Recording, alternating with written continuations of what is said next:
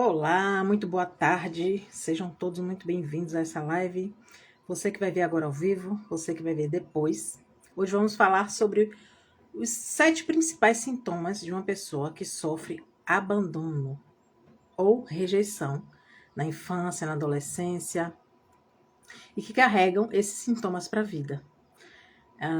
Um dos sintomas, gente, antes de falar sobre sintomas, eu queria falar um pouquinho sobre as consequências do abandono e da rejeição. São muitas, são inúmeras. A criança que ela sofre a rejeição paterna ou materna, o meu foco aqui mais é a paterna, porque foi o que eu vivi, a minha experiência, ela carrega muitos traumas. E ela é uma criança muito intrínseca para dentro. Ela é uma criança muito tímida, geralmente, tá? Tem crianças que é o contrário, tem crianças que elas extravasam, elas ficam muito agitadas, elas ficam nervosas, mas o contrário também acontece. Elas ficam muito para dentro, ficam muito fechadas, que foi o meu caso. Eu era uma criança extremamente tímida. E isso a gente carrega para a vida. E muitas pessoas elas precisam fazer tratamento psicológico mesmo para curar essas feridas da infância, tá? Eu vou falar a primeira: baixa autoestima e insegurança.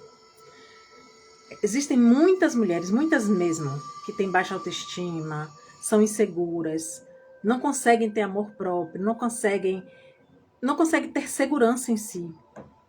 Por quê? Porque ela sofreu essa rejeição na infância, né? Esse sentimento de inadequação, esse desejo de... essa falta de desejo, na verdade, não é a palavra correta.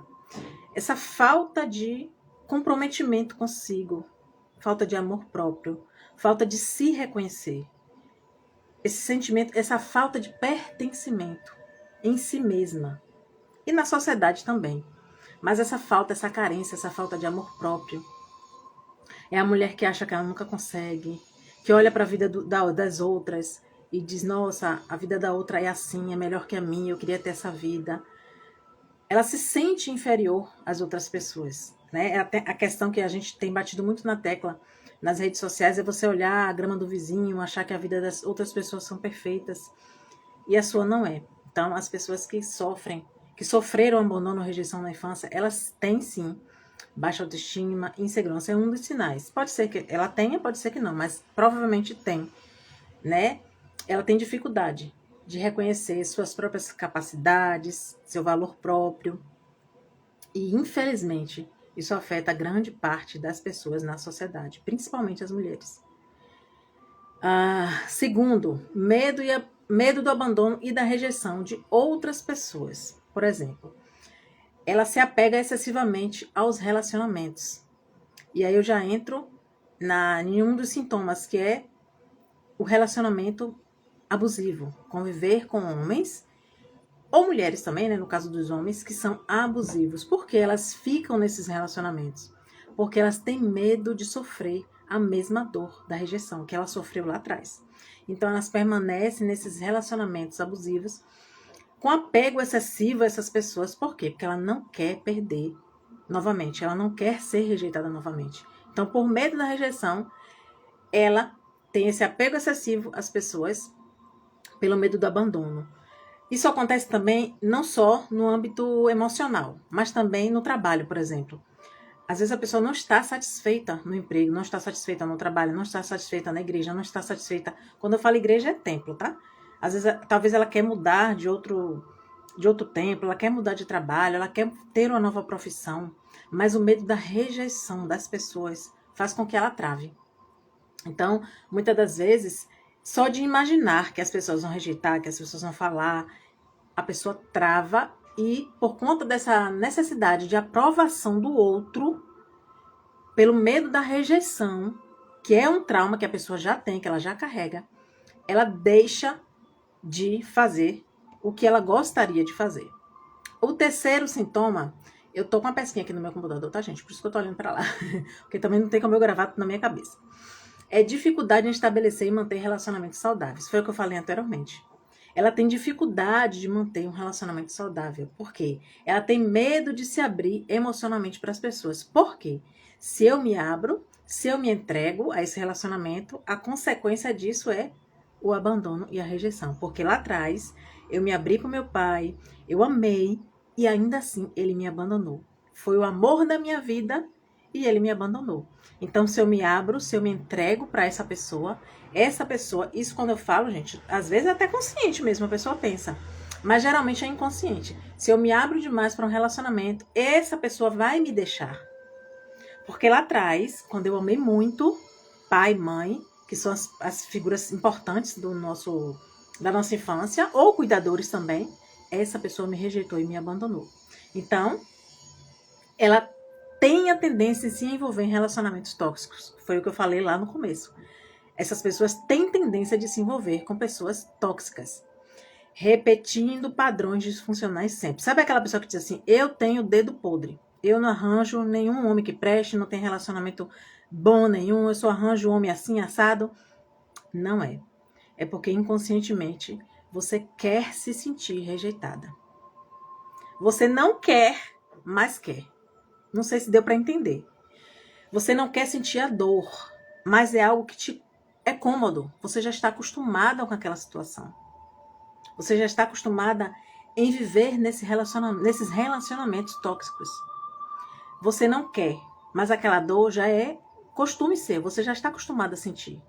Eu não sei se ficou claro para vocês, mas a gente vai se entendendo aqui no meio do caminho, na live, e vocês vão perceber que quando a pessoa diz assim, Elaine, eu quero mudanças. Eu quero mudar minha vida. Quando a pessoa fala só, geralmente ela não quer. Quando você encontrar com alguém que diz assim, fulana, eu quero terminar o meu relacionamento. Você já deve ter ouvido, né? Pessoas com relacionamentos tóxicos dizem assim, nossa, como eu quero me livrar desse casamento. Como eu quero me livrar desse relacionamento. E ela nunca faz. Porque no fundo ela não quer. Quem quer dá passos. Quem quer toma atitudes. E muitas das vezes a pessoa nem fala, nem expressa. Ela vai e faz. Então, assim, tem que ter muito cuidado. Por quê? Porque pessoas que vivem relacionamentos tóxicos, geralmente são pessoas que sofreu abandono, rejeição, e elas tendem a viver nesse ciclo, infelizmente. E é tratável, é curável, mas a pessoa tem que ter tem que perceber, tem que olhar. Porque quando a gente olha o problema, a gente diz, opa, aqui existe um problema. Tem como resolver? Tem como resolver, então eu vou atrás disso. Mas fica só no falar, falar, falar. Tem um ditado que diz que de muito falar, morreu burro. É um ditado bem coerente. Porque não é só falar, né? Na multidão tem um texto da Bíblia, né? Que na multidão de conselhos há sabedoria. Então, se aconselhar é bom, é muito bom. Mas você ver o problema e agir, pensar em uma solução, ir para cima mesmo, lutar até você conseguir, é muito bom também. Sensação de vazio e solidão é o próximo sintoma. São pessoas que... Sabe quando você percebe que tem algo faltando na sua vida? Eu tenho aquela sensação de vazio. Muitas pessoas até falam, né? O vazio que você sente é do tamanho de Deus. Realmente pode ser. Mas a pessoa, quando ela tem uma ruptura na infância, quando ela perde alguém importante, como pai ou mãe, ou a pessoa que criou, pode ser avô, quando ela tem essa ruptura, até quando há um falecimento mesmo, tá, gente? Não é só a ruptura paterna na infância. Até quando ocorre o falecimento, ela fica com aquela sensação de que está faltando alguma coisa. Eu não sei se vocês já sentiram isso, né? Aquela sensação de vazio, parece que você tá numa festa, mas parece que aquelas pessoas ali não tem nada a ver com você. Você tá num ambiente, tá cheio de pessoas e você se sente só. É como se faltasse alguma coisa e falta, realmente. Faltou lá atrás. Só que você traz isso para a vida. Não é que falta, faltou. Esse pai se foi, essa mãe se foi, geralmente, né? Na maior parte dos casos que eu pego e que eu vivi, no meu caso, foi meu pai. Então, ele se vai, há esse rompimento. No meu caso, foi em vida, né? Não foi por falecimento. Meu pai realmente se foi, abandonou, rejeitou, né? Tudo mais. E houve essa ruptura. Então, a gente fica com aquela sensação, sabe? Que você tá em um lugar e fica com a sensação de que tá faltando alguma coisa. É exatamente isso. Essa falta que você não tem, essa falta dessa pessoa que não esteve presente na sua vida. E isso te causa essa sensação. Problemas emocionais e psicológicos. Aqui é minha área. Ansiedade, depressão, raiva reprimida ou explosiva. Você sente a raiva, mas ela fica presa. e aí te causa angústia, tristeza, depressão, ansiedade, especialmente em momentos em que você sofre a rejeição. Por exemplo, você tem um relacionamento e ele te rejeita. Volta à tona. Aquilo floresce, porque não foi tratado, não foi curado. Quando eu falo em cura, não é que você vai esquecer o problema. Não. A rejeição houve, você foi rejeitada, você foi abandonada, mas você vai ressignificar essa dor. Não é que você vai curar a feridinha como se fosse... É porque eu tenho uma feridinha aqui, mas acho que nem dá pra ver. Eu tive isso aqui na infância. Isso aqui foi um corte de infância. Doeu na época. Eu não lembro, tá? Se eu falar que eu lembro, eu não lembro. Mas deve ter doído, porque cortou. Eu vou até perguntar à minha mãe que corte foi esse pra ver se ela lembra. Mas a marca tá aqui até hoje. Eu não vou mentir a vocês dizer que eu lembro se eu não lembro. Algumas que eu tenho no joelho eu lembro, mas aqui eu não tô lembrada do que foi. Vou perguntar à minha mãe.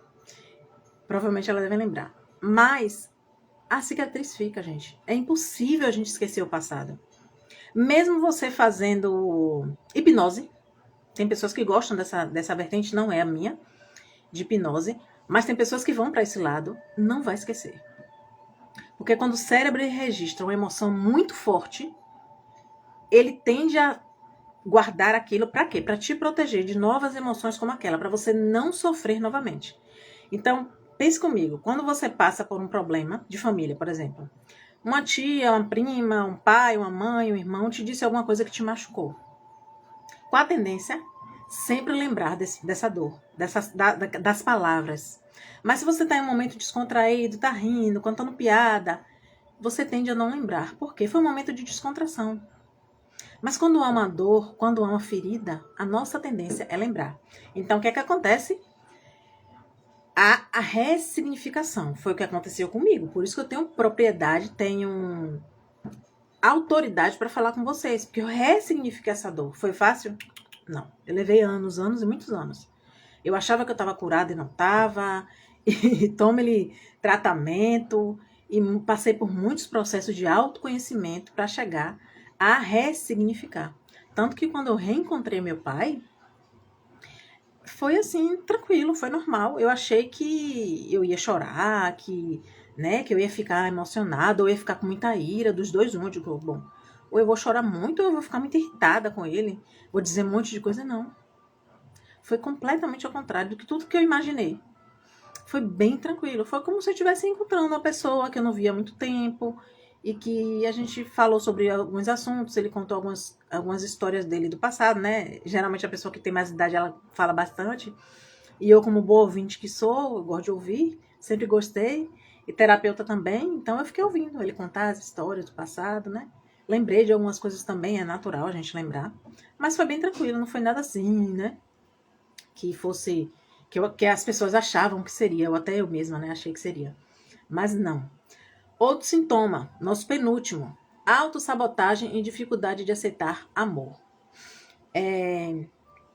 Você rejeita inconscientemente as pessoas que tentam demonstrar amor e cuidado com você. Exemplo, você recebe um presente de alguém, você fica constrangida com aquele presente. Já aconteceu isso com algumas pessoas, tá? Eu já vivenciei isso, de dar um presente para uma pessoa e ela se sentir constrangida.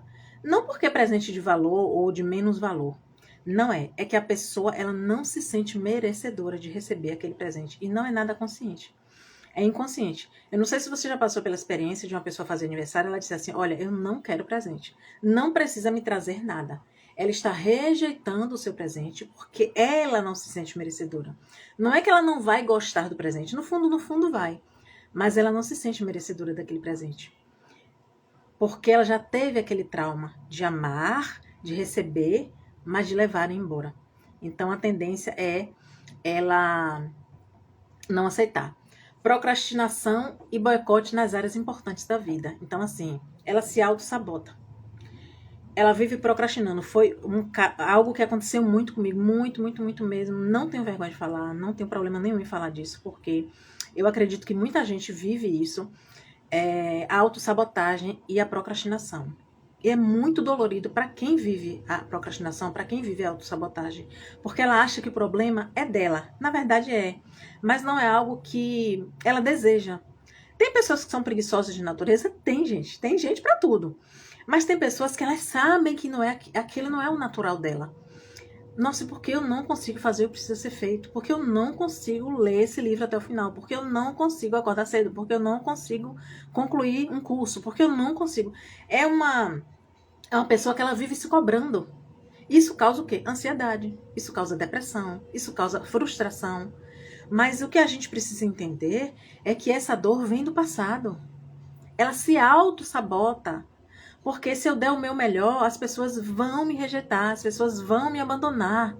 Se eu fizer o meu melhor, as pessoas vão continuar me rejeitando, me abandonando. Então ela procrastina, ela se sabota mesmo. Eu vivi isso na minha pele, de autossabotagem, de procrastinação. Por quê? Porque eu sofri uma rejeição lá atrás. Meu pai olhou pra mim, olhou mesmo, tá, gente? Não foi assim, dizer, meu pai foi embora simplesmente, não. Ele disse assim, não quero mais contato com vocês. Pra mim, vocês morreram. Acabou. Eu vou seguir minha vida e vocês ficam aí pra trás. Foi literalmente assim. Então, além de ter a ruptura do abandono, houve a rejeição mesmo, falada. Então, isso machuca demais. Claro que me machucou na época. Eu entrei em choque, eu fiquei anos, assim... eu existo mesmo? Eu tô nesse planeta, isso aconteceu comigo. Então, assim, a gente se boicota. Carreira, relacionamentos.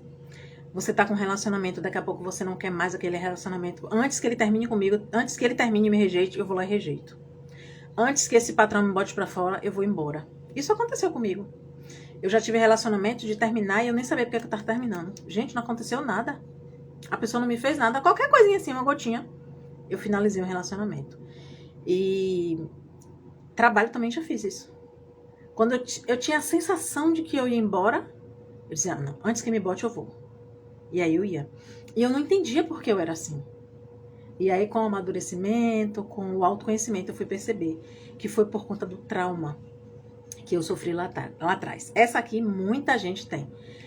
Busca por aprovação constante. Sensação de se provar o tempo inteiro. Medo excessivo de errar ou decepcionar as outras pessoas. Se você tem essa sensação de que precisa provar para as pessoas que você é boa, você tem o trauma da rejeição. Nós não precisamos provar nada para ninguém. Nós somos o que somos. A gente não tá aqui para provar nada para as pessoas. Eu não tô aqui para provar nada para ninguém. E você não tá aqui para provar nada para ninguém. Somos o que somos. Nós temos que fazer o nosso melhor por nós mesmas.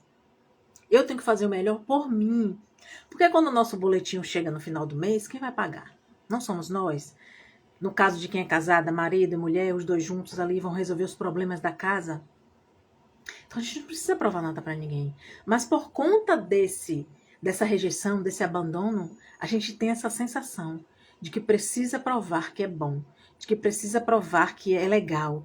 Eu preciso fazer tudo por todo mundo. Eu preciso ajudar todo mundo. Por exemplo, uma coisa que eu passei no trabalho, tá? Quando eu tava trabalhando fora, né, numa empresa privada, eu tinha muito isso de querer ajudar todo mundo. E eu tinha um chefe que ele era muito sábio. E ele sempre dizia pra mim, como eu tinha um cargo de chefia, eu tinha muitas obrigações. E ele dizia pra mim assim, Elane, cuidado. Você tá ajudando demais e você tá esquecendo de fazer o seu.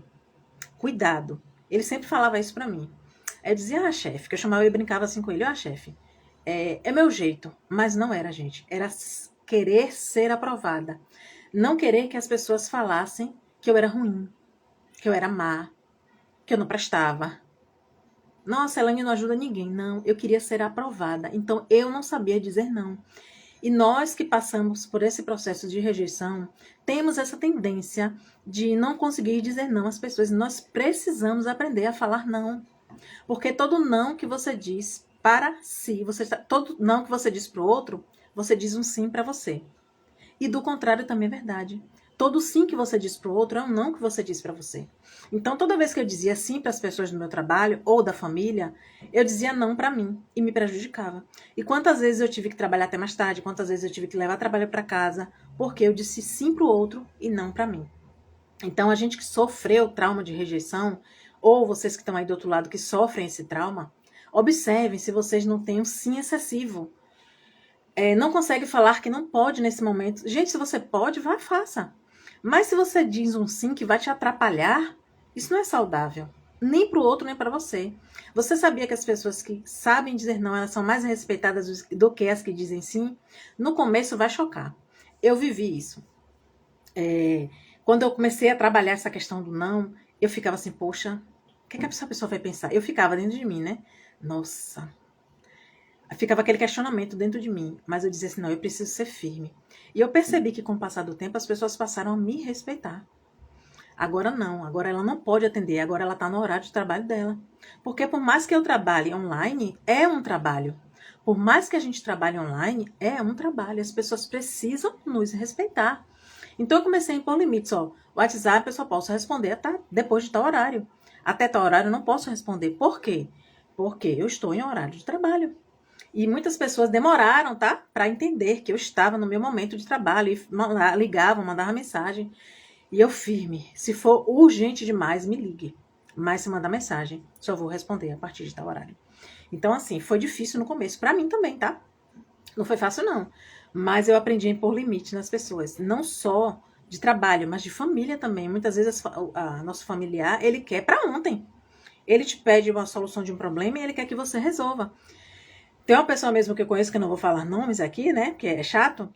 Que ela mandou uma mensagem assim, oi. Aí se você não responde em 5 minutos, ela fica, oi, oi, oi, oi, oi. Aí se você não responde, ela liga. E às vezes, gente, é para falar uma coisa tão assim, que não tinha necessidade dessa agonia. Então, a tecnologia também faz com que a gente fique nesse ciclo, né?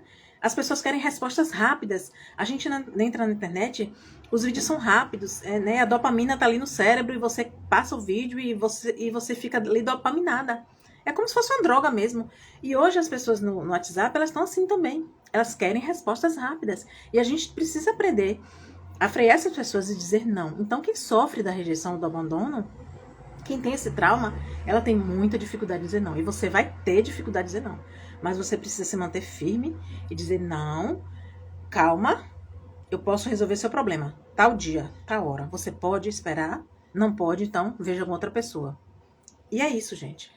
Então, medo excessivo de errar, decepcionar as pessoas.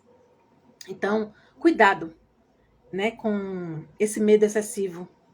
Tenha muito, muito, muito cuidado com esse medo excessivo de decepcionar os outros. Porque quando você não decepciona o outro, você está decepcionando você. Se você, repito, pode ajudar, faça. Naquele momento não pode, cuidado. Você pode estar trabalhando demais para o outro, esquecendo de cuidar de você. E chega uma certa idade, né? A gente chega numa certa maturidade, na idade da vida, né? Da maturidade, independente de você ter 30, 40, 50, 60 anos. Mas vai chegar uma idade que você vai amadurecer. E quando você amadurece, você percebe que muita coisa que você fez não valeu a pena. Que muita gente que você ajudou. Gente, ajudar é muito bom, tá? Não tô dizendo que você não deve ajudar. É muito bom ajudar as pessoas. A gente sente prazer em ajudar. Mas desde que isso não te prejudique. Porque vai chegar uma fase da vida que você vai perceber que você ajudou tanto, mas não houve reciprocidade. Claro, gente, que a vida ela sempre vai te devolver, tá? De alguma forma. Tudo que você faz pelo outro, se aquela pessoa não fizer, Deus vai dar um jeito de te retornar. Porque é a lei do retorno. Quem planta, colhe. Mas Deus também não quer que você seja uma pessoa idiota. Né? Desculpa a palavra, a expressão. Mas ele não te criou para isso. Deus, se o próprio Deus, ele diz, eu tenho um cálice e eu vou virar o meu cálice da minha ira. Eu tenho um limite.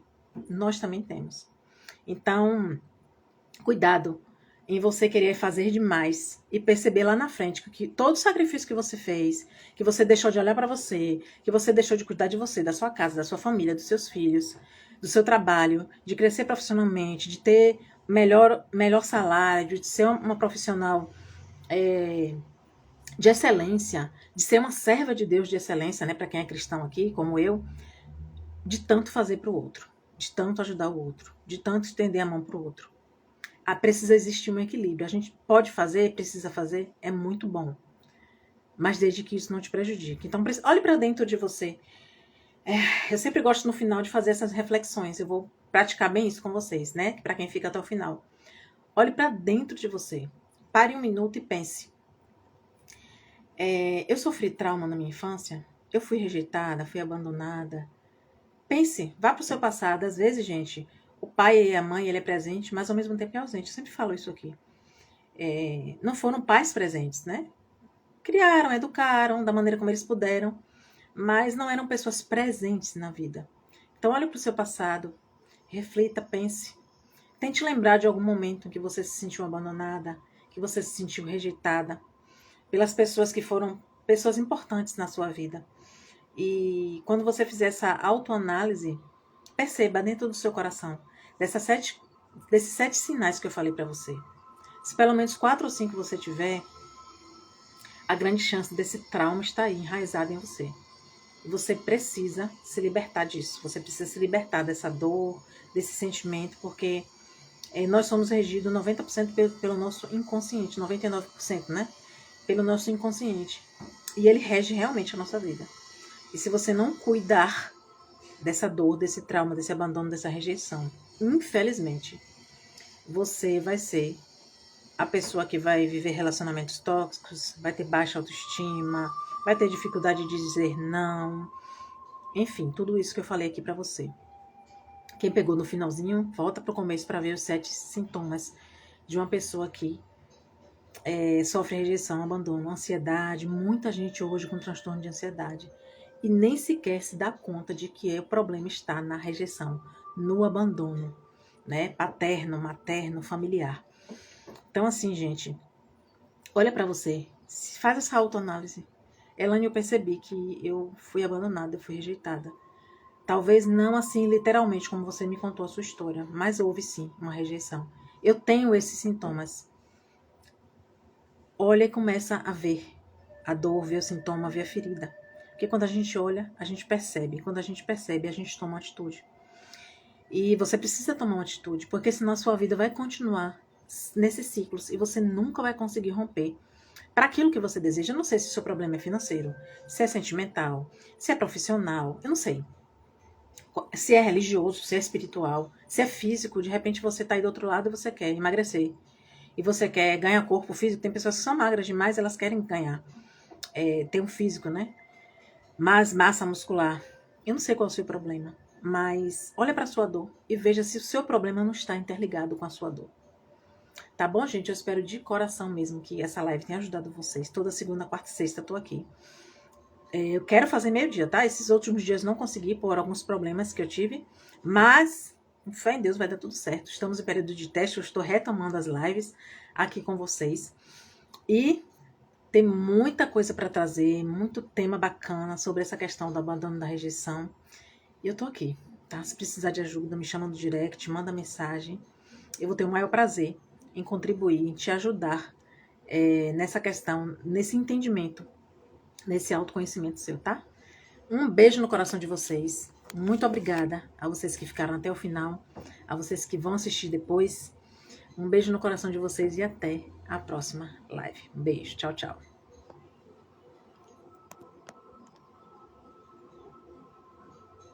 Só um minutinho que eu tô encerrando aqui. Tchau. Até sexta-feira, te espero.